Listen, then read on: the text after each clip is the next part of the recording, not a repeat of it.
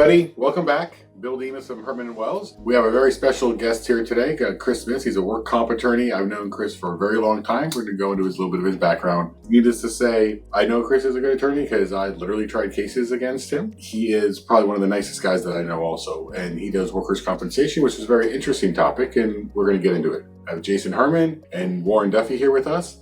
We have changed the name of this podcast because it's now called Curse of Knowledge, because sometimes when somebody knows something so well, sometimes they don't explain it because they assume everybody else knows as much as them. So that's where we're going to go today, talk to somebody who's an expert in this situation and get them to start talking to us about the little things that people like Jason and Warren may worry about and think about workers' compensation. I've done it in the past. What I know about workers' comp, Chris has probably already forgotten over his years of practice. So, Chris, welcome for being here. Let me ask you a quick question. Where were you born? New York. And did you grow up there? I lived there till I was 8 years old. And so where did you grow up? In Oklahoma and then Tampa since I was 30. Which high school did you go to in Tampa? Jesuit. And college? Wake Forest. And law school? Stetson. Besides being an attorney, what has been the job that you've done in your life that you've liked the most besides an attorney? I worked in the summers at Busch Gardens when I was a teenager. That was a lot of fun. Okay. And what life lessons did you learn from those jobs at Busch Gardens that help you be a better advocate for your clients? That it's about customer service. It doesn't matter what we do for a living. We're serving our clients. We're serving customers. And if you put the client's needs first, everything else falls into place. So how did you get into doing workers' compensation? I started clerking for a gentleman my third year of law school named William Yanger, who was a longtime Tampa practitioner. And I enjoyed it. I never knew anything about workers' compensation until I started clerking for him, and I found that it was an interesting way to help people. Every case is unique. There's no commonality, so because everybody's got different medical issues, you get to know doctors, and it's an easy way to make a personal contact, provide assistance to somebody in a direct way. Now, when did you first open up your own shop doing workers' compensation? 2005. I was in practice with Mr. Yanger for the first 16 years of my practice, and then he retired and I opened my own firm. And I've been practicing so long that I remember when it was Yanger and Smith. Right. Back in those days, yeah. And so how long have you been practicing work comp total? It'll be 35 years in October. And you've narrowed your practice now that you almost do work comp exclusively? Almost exclusively. I'll still do a little bit of Social Security disability, but I enjoyed the workers' compensation. And as you've gotten along 35 years and narrowed your practice, have you found that it allows you to really take cases that you really can focus on and give a lot more personal care and attention to those clients? Oh, absolutely, yeah. When you do something so regularly, and you have the base of knowledge that I believe I have, and you have the familiarity with the doctors in the community, the judges of compensation claims, and the defense attorneys, it becomes a lot more, it's a simpler process, I would say, to navigate your way through the system. You've seen cases, you know what the red flags are at the beginning of a case and how to try to rectify those. So yeah, it becomes easier the more you specialize in it.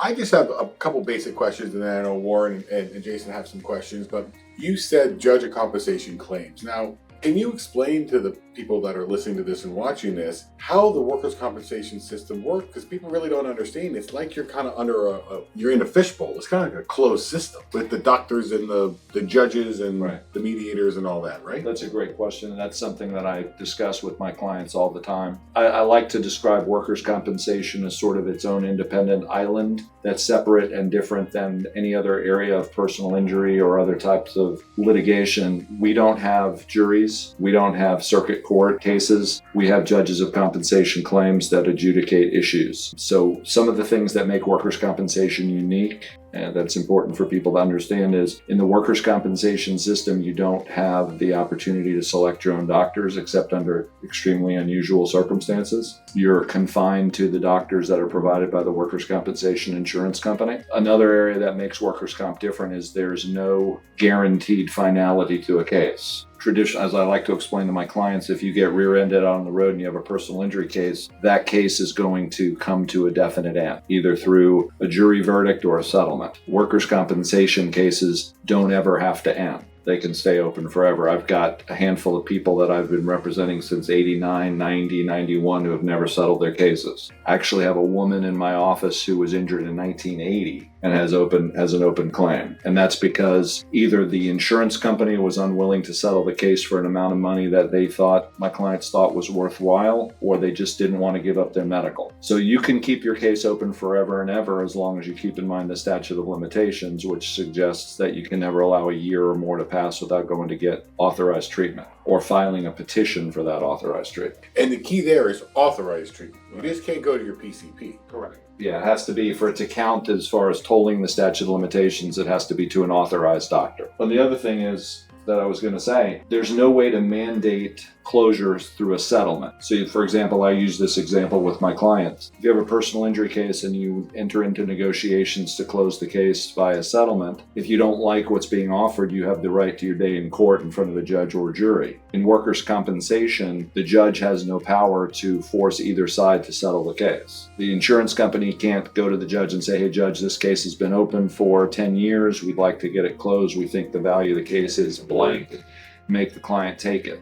The judge doesn't have the power to do that. Similarly, even if the claimant wants to settle the case and close it, the claimant has no right to mandate a closure of the case. So the judge has no power to do that, anything related to settlements. The only thing a judge has the power to do is adjudicate specific issues, such as compensation issues or medical issues. Okay. Or the compensability of the entire claim. Right. And when you say compensability, can you say that in layman's terms so somebody like Warren can understand what you're talking about? Sure. So for a case to be considered compensable, it has to occur in the course and scope of the individual's employment. So it has to happen while they're performing work-related activities. So we use two concepts to make a case compensable. Course and scope of employment, which means did it happen at a location where they were performing work activities, and did it arise out of the job? Okay, so for example, let's say a person is on the job working and they have a heart attack. Well, that heart attack may or may not be compensable because even though it occurred while they were sitting at their desk, if it didn't arise out of their work,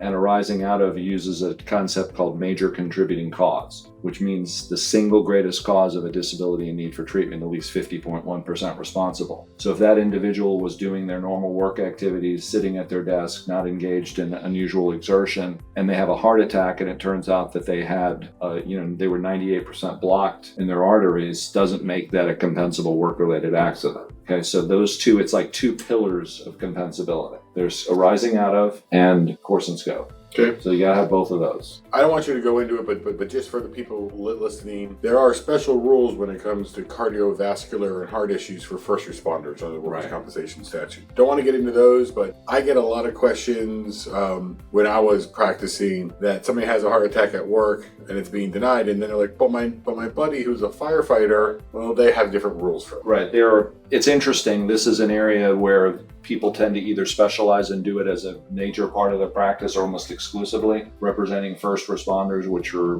police, fire, EMT, correctional officers, that kind of thing, or they don't do it at all. I don't know anybody who dabbles in first responder work, but the general gist of it is that first responders are entitled to certain presumptions of coverage and compensability. From a practitioner standpoint, because you represent only claimants, correct, workers. Now with this digital age, I remember when I was representing in insurance companies and governmental agencies, you'd have the employer go, Johnny never told me he got hurt, Susie never told me she got hurt. What should they do in order to protect themselves so they can come to you and say, no, look, Chris, I really reported this? Right. Well, they should definitely make a verbal report, and if a first report of injury is not completed timely, let's say within 24 hours, I would tell them to either text or to preferably email the employer representative so that it could be documented, that you can go back and say, as if they came into me 3 months after the accident, they could point to the fact that,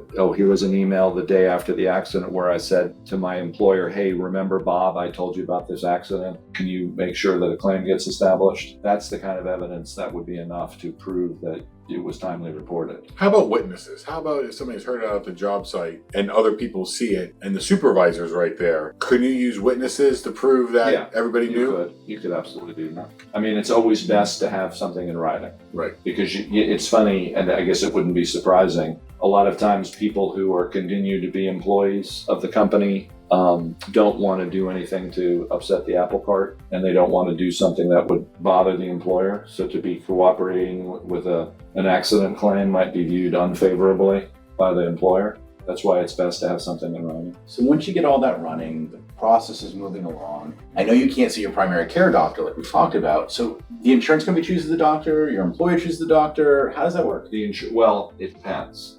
If sometimes the employer, as the first line of response, will say, okay, you can go to the hospital before the claim is established. You can go to the hospital, you can go to XYZ walk-in clinic, and that we use them, and that's authorized. So the employer has the power to authorize medical treatment before the claim is established. But then once the claim is established, it's all in the hands of the insurance company. So there's a typical pattern that we see in these cases. For emergency situations, obviously there's an expectation that they will be going to a hospital. If it's anything less than an emergency situation, then the standard practice is to go first to a walk-in clinic. Okay, like a Concentra, a Centracare, daycare, urgent care. There's a handful of them that we see in the Tampa Bay area that are, typically involved in workers' compensation cases. And basically what that is designed to do is to be the first line of treatment. They do the x-rays, they do the ordering physical therapy typically, and then they establish the disability status. We have these specific forms in workers' compensation called DWC-25 forms that are used. And basically they're a 2-page checklist form. The first page has the diagnosis, major contributing cause information, treatment recommendations. The second page has disability status. So for example, as a claimant, why it's important to get in quickly is because not only are you being seen for your injury and having a diagnosis established and medical treatment established, but you're getting your disability status established. We have 5 categories of money benefits that can be paid in a workers' compensation case, 2 of which are before maximum medical improvement, which is a concept that is really important in workers' comp. Maximum medical improvement is the point at which the case is viewed by the doctor to be as good as it's going to get. Doesn't mean you're 100%. It doesn't mean you're back to the way you were before the accident. It just means that in the opinion of the doctor, no additional medical treatment is likely to bring about improvement. Okay, so that's the dividing line between a temporary problem and a permanent problem. So before maximum medical improvement, there's temporary total, which means the doctor has you totally off work. That would be basically right after the accident, maybe for a few days, or after a surgery. Then there's temporary partial, which means, again, temporary being before maximum medical improvement, partial meaning have restrictions on your activity. So when you're temporary total, the insurance company has to pay 66 2/3% of your average weekly wage. An average weekly wage is arrived at by looking at your earnings for the 13 weeks before the accident and dividing by 13. If there was health insurance that was in force at the time of the accident but was ended on the date of the accident, the weekly value of the employer's contributions to the health insurance go into the average weekly wage. If you had what we call concurrent earning, which is if you had a second job, as long as it was the type of work that was covered under workers' comp, then the wages from that job are considered part of the average weekly wage. So again, temporary total, 66 2/3 up to a maximum cap. So if you're making $10,000 a week, you're still going to be subject to the maximum cap, which I think was like 1207 or something like that. I don't have that number off the top of my head for 2024. If you're temporary partial, then the issue becomes, can the employer accommodate the restrictions? So for example, let's say they were a construction worker, and now they have restrictions of no lifting over 30 pounds. The employer is always given an opportunity to accommodate restrictions. Certain industries, it's much easier to do it than others. I mean, the classic example is the greeter at Walmart. That person may or may not be on workers' comp because it's an easy, light-duty job. If they were stocking shelves, if they were unloading products from the back of the loading dock or something like that, and now they have a 10-pound lifting restriction, they might be given light-duty work. The thinking of the employer, especially with that's another thing that's interesting, is there's the largest employers are self-insured, fully self-insured. Just like I'm sure they're self-insured from an automobile standpoint. So if you work for Publix, you work for Walmart, you work for Coca-Cola, that they may have a third-party administrator that handles the claims, but it's all Publix's money, it's all Walmart's money, etc.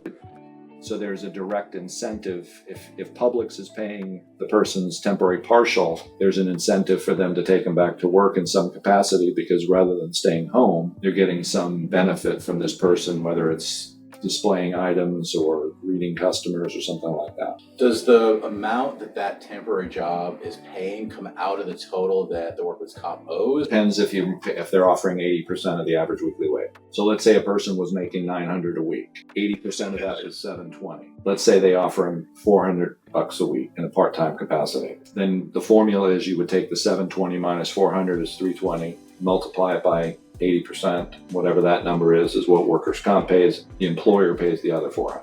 So, but if they offered $720 or more, then that's it. There's no compensation to make up between the $720 and the $900. Okay, so as long as they pay 80%, that's all they have to pay. So there's a benefit for them to put you back to work in some way, shape, or form, Yes. so they can get some labor out of you for, Yes. for the work. And the other thing is, if they offer work and you don't take it as a claimant, then workers' comp doesn't have to pay anything.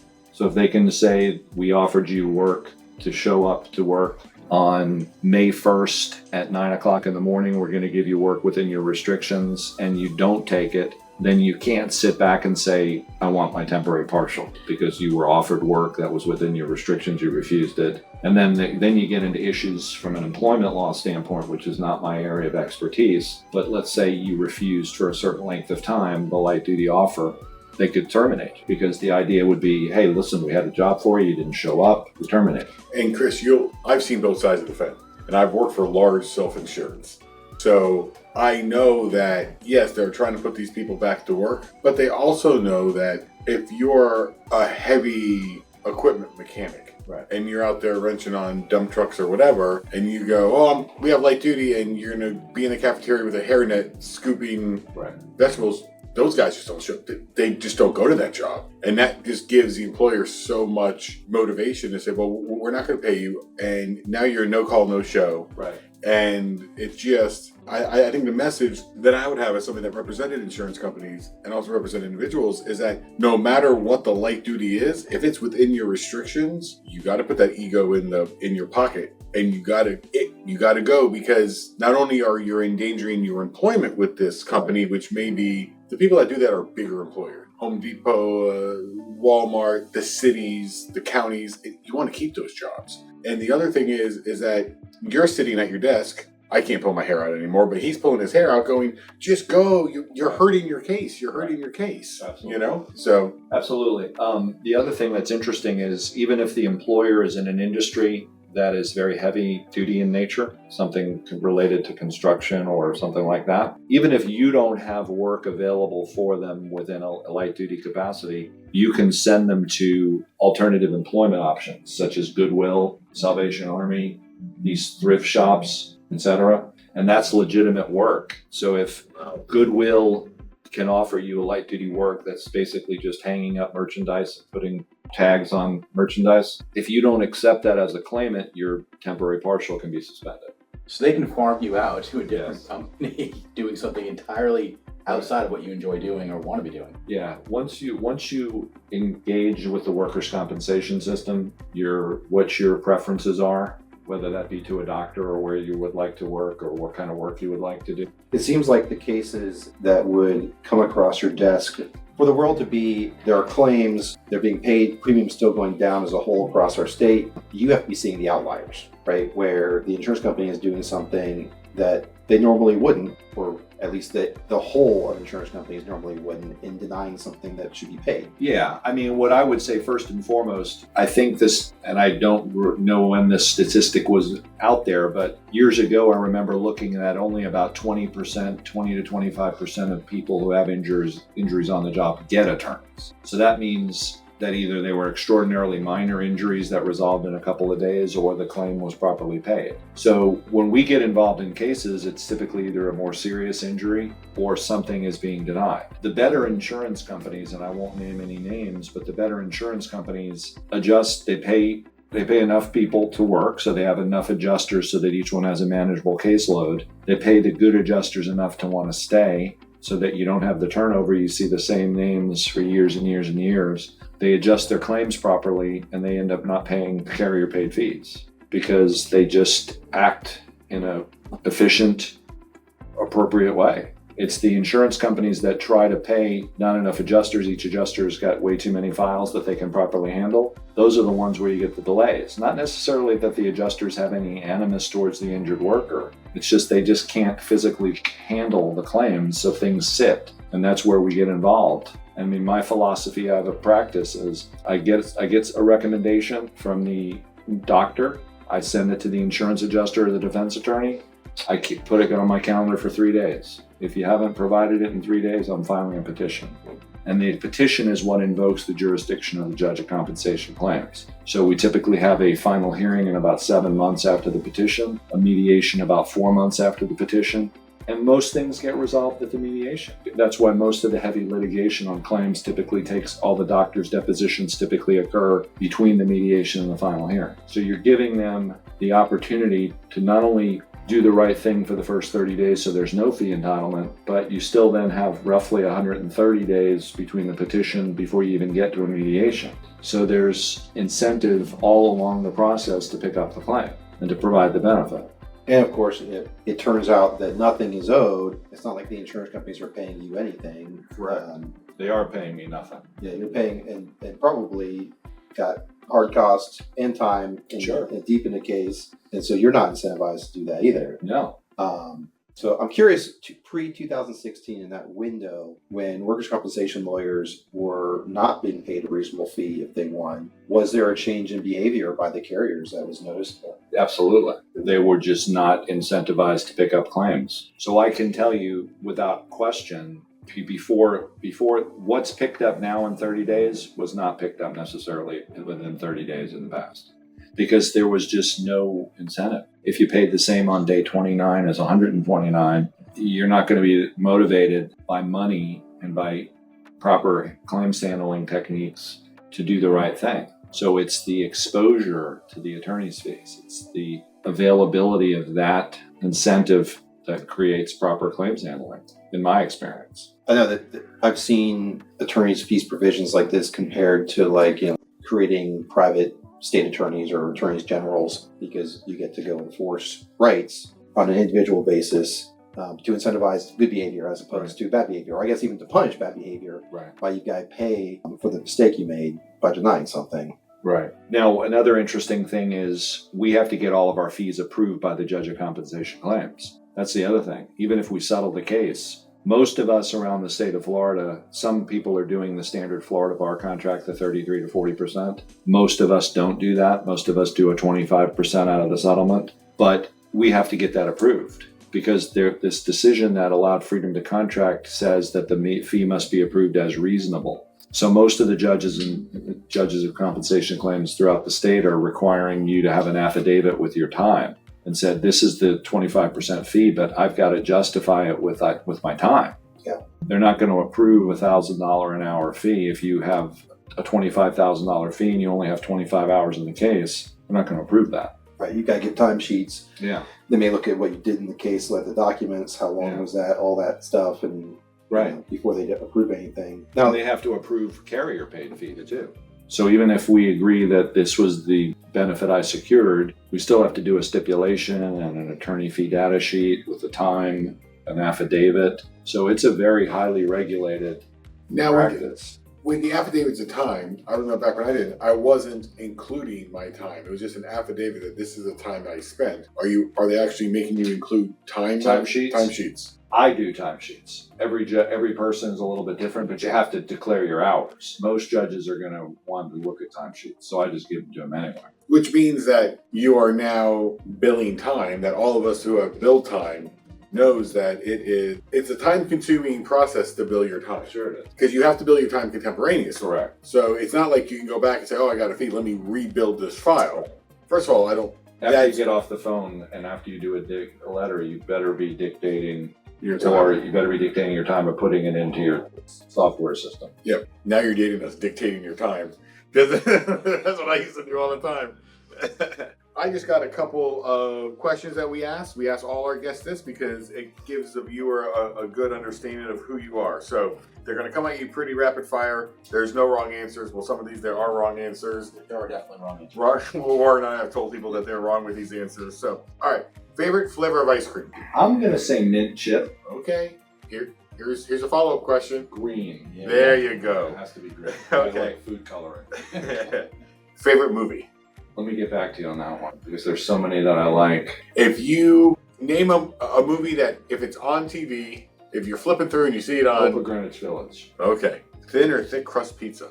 And Candy corn or no candy corn? Do you like it? no, Are people that sit directly on the beach, on the sand without a towel or chair normal, or do they have issues? issues. Do you like the chicken wing, the flapper, or the drummy? The flapper Corner, brownie, or brownie from the middle? corner. What is, we call it the death row meal and dessert. If you just, Oh, it's easy. your last meal. Joe's Stone Crabs, Miami Beach. Dessert? Key lime pie from Joe's. You're on a desert island, one album. Asia from Steely Dan. Wow. Interesting. A person either currently alive or from history that you would want to sit down and have a beer with and talk to. Could be a historical figure, could be anybody.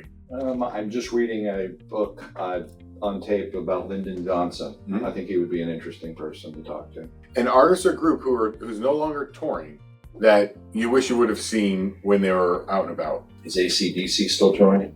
Are they still touring? I don't think so. I would probably say that that's a concert I missed, or maybe CCR, which is going way back.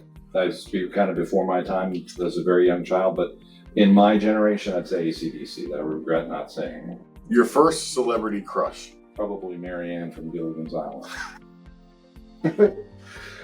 That right there, I was folks. 12 years old. That right there, folks, is what we call a drop the mic moment. You just walk off at that point. Would you rather be able to speak every language or just talk to him? Understand? Speak every language. Well, Chris, thank you very much. Why don't you give them your information if they have some workers' compensation questions? How can they get in touch with you? So my name is Christopher Smith. My office number is 813-931-1145. My email is chris@cjsmithlaw.com. Awesome. Thank you, man. I mean, it was so funny because we talked about the curse of knowledge and some of the stuff that you were saying and some of the acronyms. I was writing down saying, oh, I have to go have him explain that because we're so used to talking like this. Sure. That you did a great job explaining it and going from there. So, as I normally do, I'll let Warren take us out as he does. Thanks so much for listening today. If you have any questions that we can help you with, or you do want to give us a call to discuss any of our practice areas here at Herman Wells, please reach out to us at 727-821-3195. We'll see you next time. All right, folks. Bye-bye.